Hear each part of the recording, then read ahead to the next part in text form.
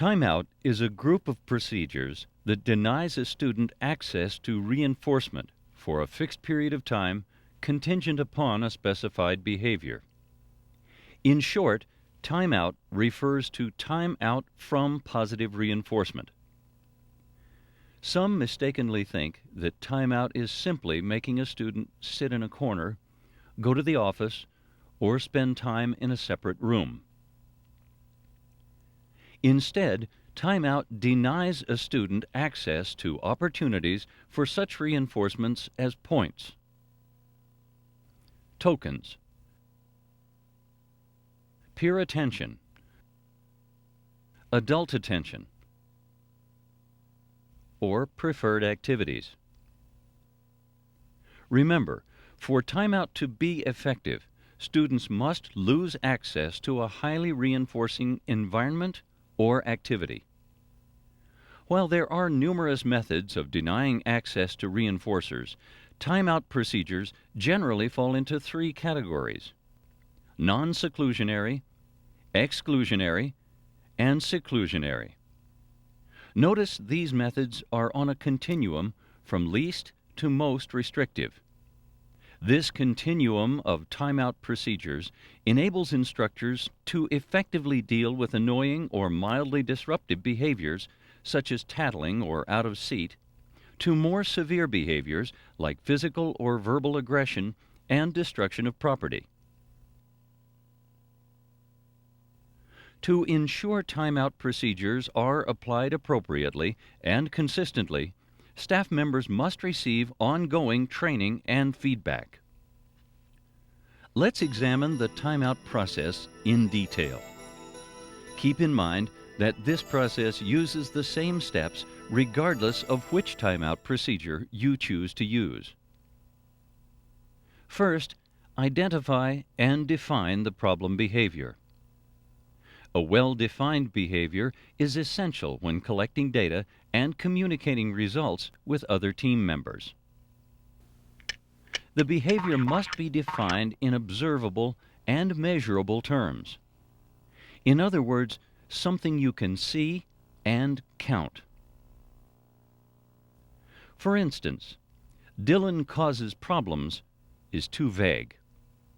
Instead, Dylan does not follow the instructor's directions within 4 to 6 seconds is a behavior you can see and count.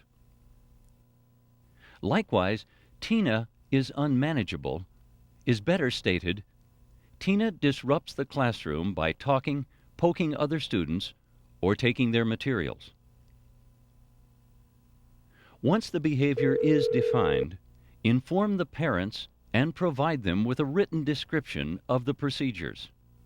Be sure to explain the problem behaviors, the specific timeout procedures, the replacement behaviors, in other words, appropriate alternative behaviors, and finally, how to support the appropriate behavior using systematic positive reinforcement. Then, address any concerns or questions the parents may have. Okay. Do you have any questions or concerns that you would like addressed in this IEP that have? Also, be aware that some timeout procedures require parental written permission and IEP team approval. After meeting with the parents, explain, or better yet, demonstrate the problem behaviors and timeout procedures to the student. Then answer any questions the student may have. Now you're ready to begin using the timeout procedure. When the problem behavior occurs, immediately label the behavior and implement the appropriate timeout procedure. Watch. Okay guys, while you're finishing this work independently, Ms. Priest and I are going to be walking around, helping you if you have your hand up, and passing out money and pride cards. Thank you. Justin, please use your pencil to write the answers on the paper.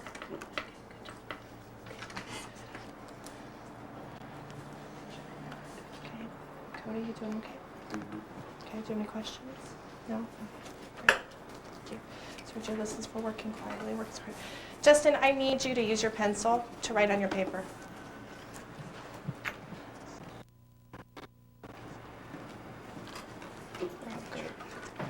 Justin, please get up and take a seat away. Thank you. Anyone who's working on their paper right now and is following directions, give yourself points for that, following directions.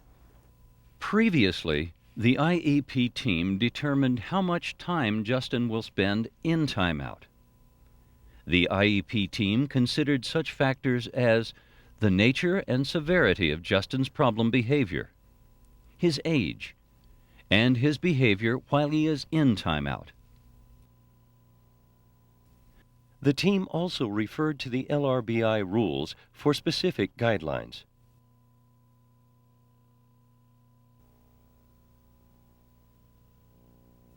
At the end of the timeout period, Justin must demonstrate appropriate behavior for a specified period of time before leaving timeout. Justin, thank you for sitting quietly. You may come back now.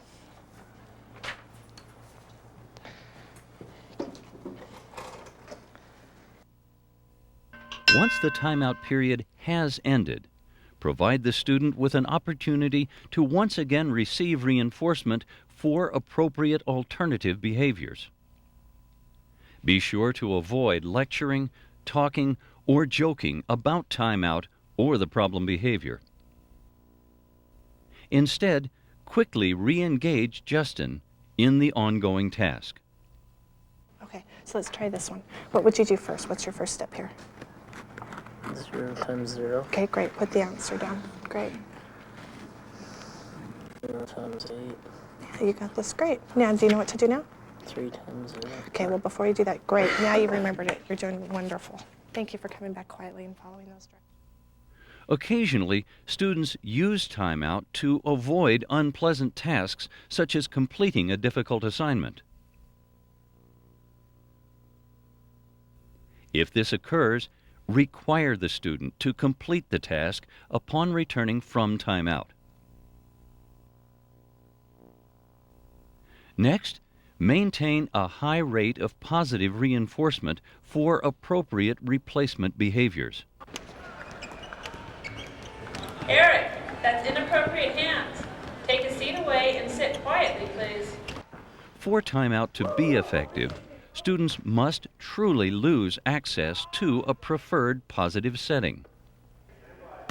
Overuse of reprimands or other negative management techniques, lack of stimulation, or improper curriculum significantly reduces student motivation. Keep in mind that timeout can sometimes be more reinforcing to students than the classroom or activity from which they were removed. If so, you may see an increase in students' misbehaviors. Eric, thanks for sitting quietly. Come back in. During this time, it's particularly important for instructors to make a concerted effort to increase and maintain the reinforcing value of the activity.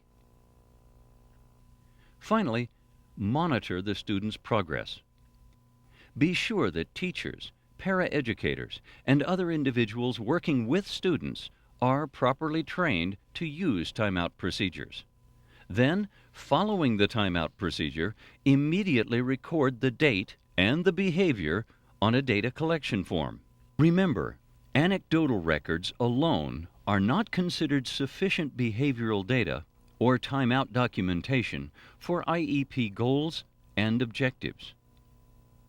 At least once a week, review the data to determine the effectiveness of the timeout procedure.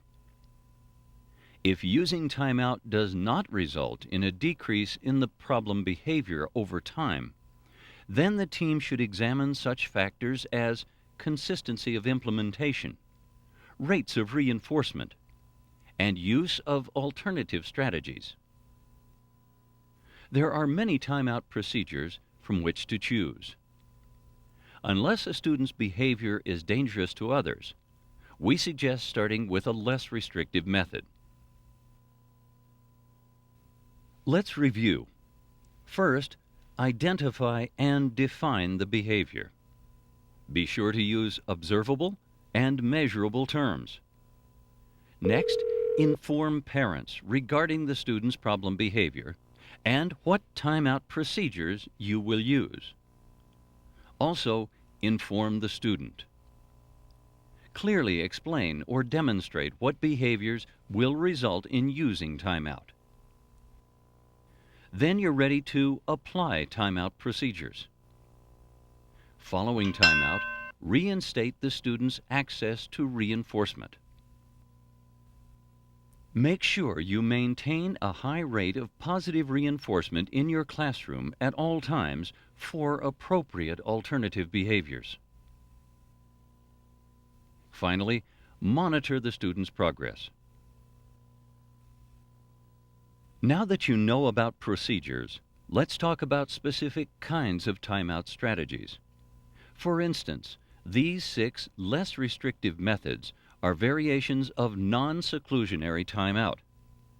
To use planned ignoring, withhold social reinforcement for a specific amount of time following the student's problem behavior. Begin by breaking eye contact. Turn or walk away. And avoid interaction with the student. This procedure works only if the instructor's attention is reinforcing. This shirt. Whitney, thanks for raising a quiet hand. Now, I what was your can't get question? number 3. Okay, number 3 says Be aware that the avoid. student's misbehavior will likely increase for a short time as the student tries to regain the instructor's attention. Okay, so Miss number Todd? 1 Miss Todd? says Miss the Todd? ball was covered with. Therefore, it's crucial that the instructor completely ignore the student's problem behavior. Another way to increase the effectiveness of this technique is to reinforce other students for appropriate behavior. Oh, Tyler, thanks for paying attention. And Nathan's on task waiting patiently. Moroni, thanks for reading a book quietly at your desk. Whitney, you got a plus. The next non-seclusionary method is withdrawal of materials. To use this procedure, the instructor removes the student's work materials for a brief pre-specified period Ready of time. to work, can be earning points. Jackie, thanks for being on task. During this time, staff and peers completely ignore the student. Hence, the student receives no reinforcement for work-related behavior. However, be advised that withdrawal of materials works best for students who are compliant and will sit without disturbing others. Tyler, looks like you're ready to Remember, earn some points once again. the student is demonstrating appropriate behavior, return the materials and reinforce the student accordingly. Good job, Tyler. This method should not be used with students who are highly disruptive or argumentative. Another, yet similar timeout procedure is withdrawal of a token system. To use this procedure, an instructor must have an effective token economy in place in the classroom. Everybody's eyes are up here. They're all getting pissed. When a student misbehaves, the instructor removes the token container. Well, kids that have a problem with their bags, I have to take the beeper just. During this time, no tokens are awarded. Pennies. Jake got a penny. Logan got a penny. Together. And Burns got a penny. Okay. Consequently, the student receives no social reinforcement or attention. When the timeout period ends, and if the student is behaving appropriately, the instructor returns the token container and reinforces the student immediately following the first occurrence of an appropriate behavior. Another less restrictive technique effective with students of all ages is timeout of an object.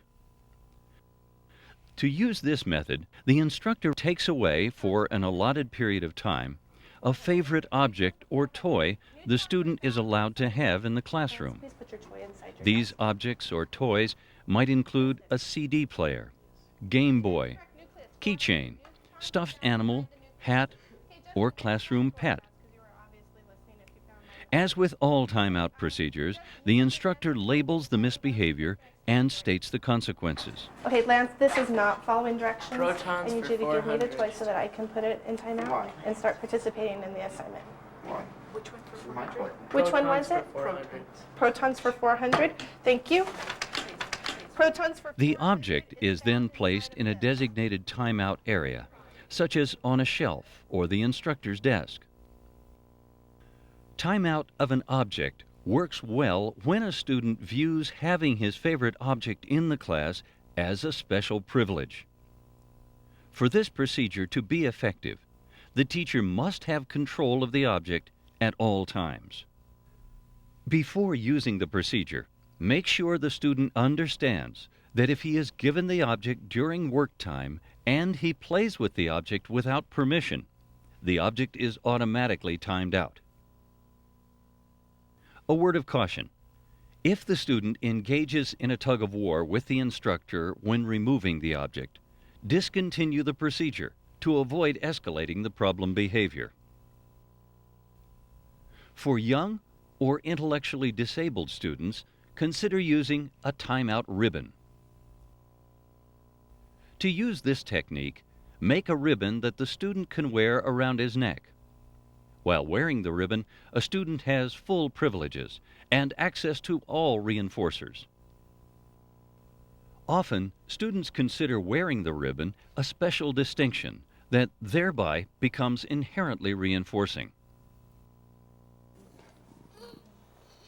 Boy, Todd's working so quietly. If kids want some help, they need to raise a quiet hand. Good work. You're working so quietly. When the student misbehaves, remove the ribbon for the specified period of Throw time. things off their desk, we have to take the timeout ribbon.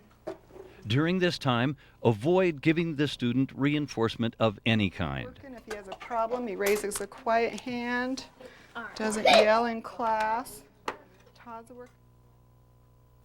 Then, at the end of the timeout period, return the ribbon and resume reinforcement.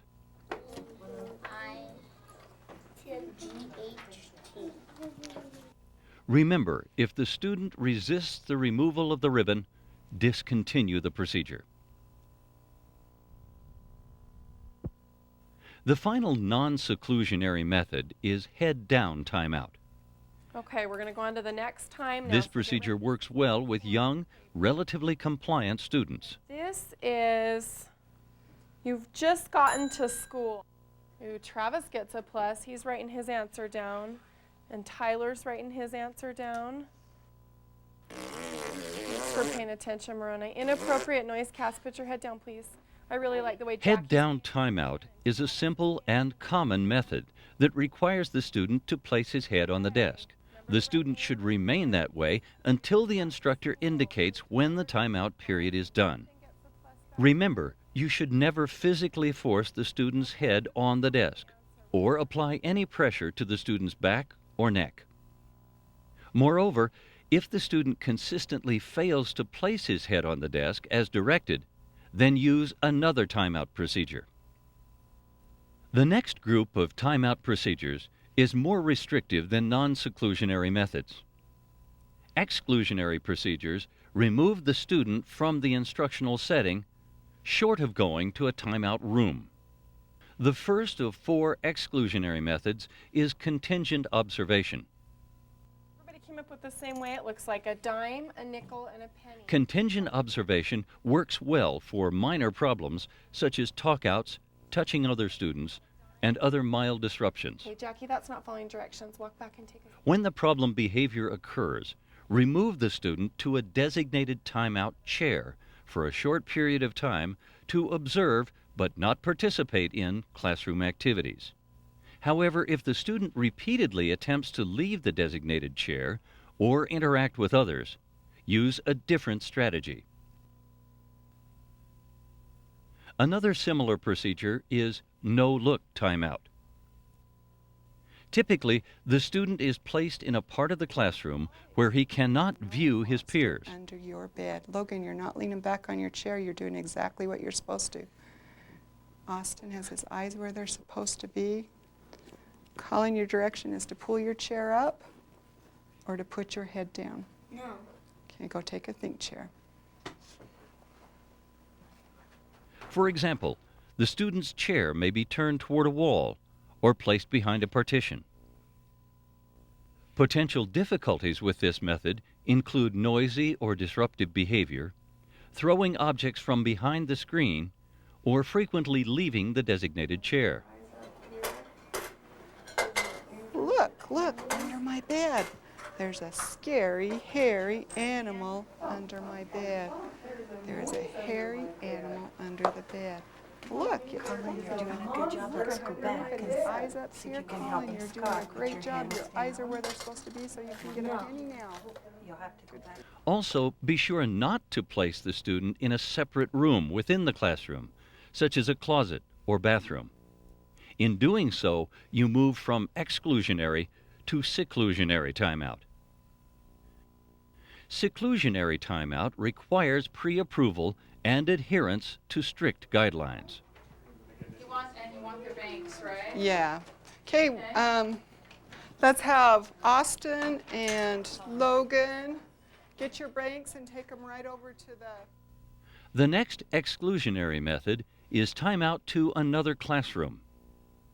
This form of timeout is often overlooked, but should be considered when other exclusionary procedures fail to work. It says, Sergio, please start writing your journal. Okay, I need you to start on your journal now. Well, then I need you to get up, and we're going to go. Oh, Okay. great. Miss Priest, could you escort Sergio out to Miss Clark's room, please? That's good. Everyone who's ignoring that situation, great job. Give yourself... Basically, the target student spends a specific amount of time in another classroom. Obviously, this procedure requires advanced preparation. Begin by selecting a different grade level classroom. The greater the age discrepancy, the better. Arrange with the instructor to use her classroom and offer to reciprocate. Then, determine the length of the timeout period.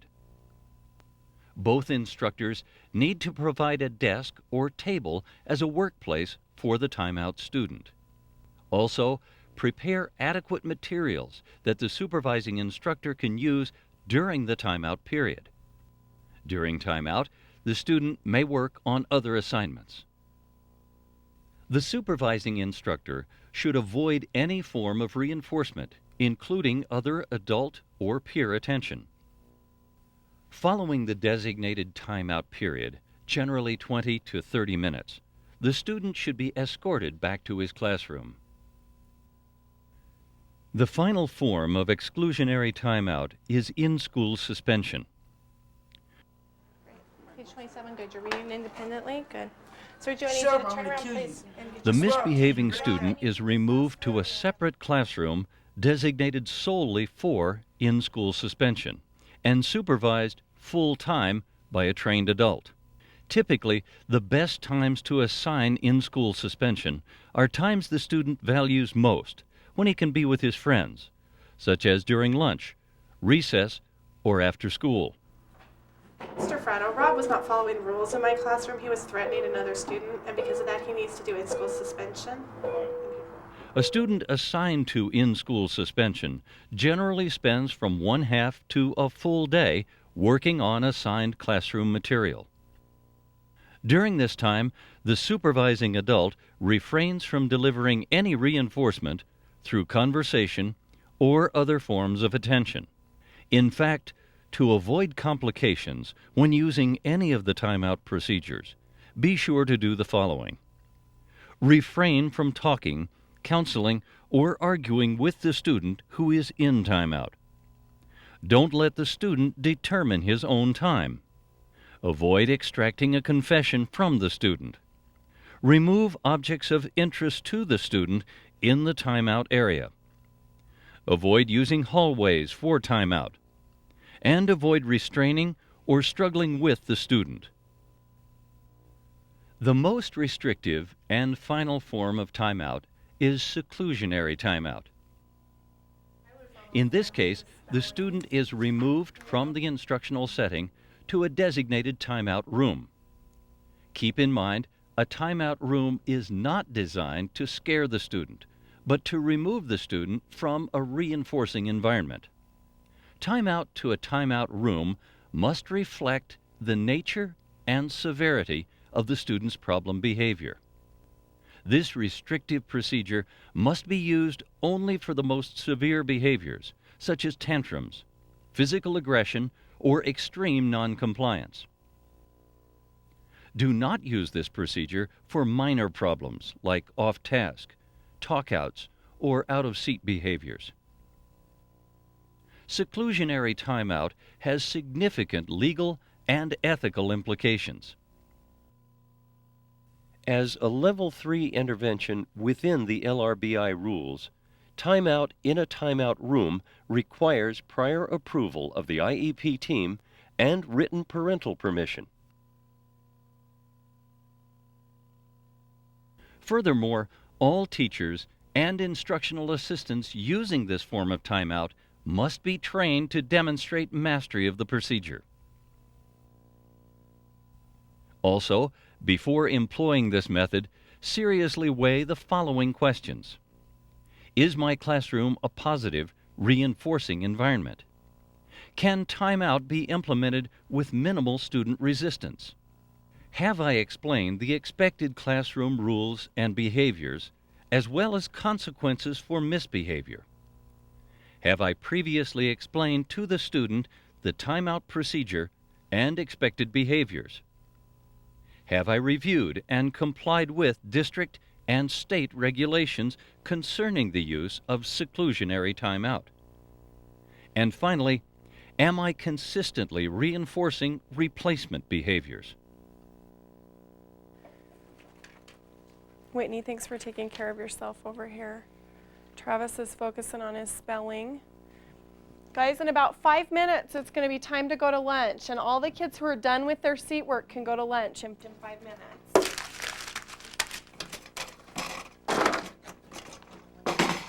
Nathan, that's physical aggression.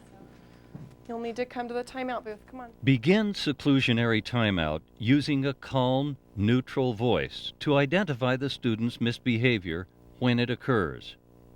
Then, direct the student to the timeout room. Prior to placing the student in timeout, instruct him to remove jewelry, belt, and shoes, and require him to empty his pockets. No other conversation, other than giving directions, should ensue. 10 minutes. The last minute needs to be quiet. Begin timing once the student enters the timeout room.